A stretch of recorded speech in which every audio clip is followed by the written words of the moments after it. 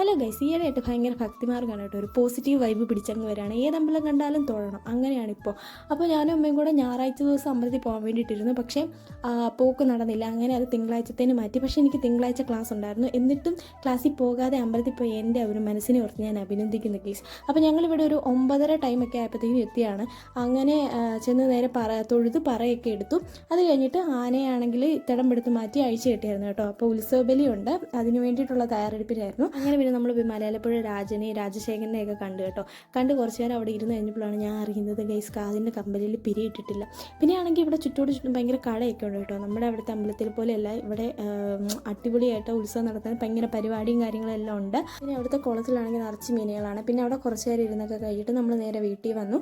അങ്ങനെ ആ ഒരു ക്ഷീണം മാറ്റാൻ വേണ്ടിയിട്ട് നമ്മൾ കടയിൽ പോയിട്ട് ഒരു സിപ്പപ്പും കുൽഫിയും ഒരു നാരങ്ങ വെള്ളം കൂടെ കുടിച്ചു കേട്ടോ. അപ്പോൾ ഇത്രയേ ഉള്ളൂ. വീഡിയോ ഇഷ്ടപ്പെട്ട ചാനൽ ലൈക്ക് ചെയ്യുക, ഷെയർ ചെയ്യുക, സബ്സ്ക്രൈബ് ചെയ്യുക. Thank you.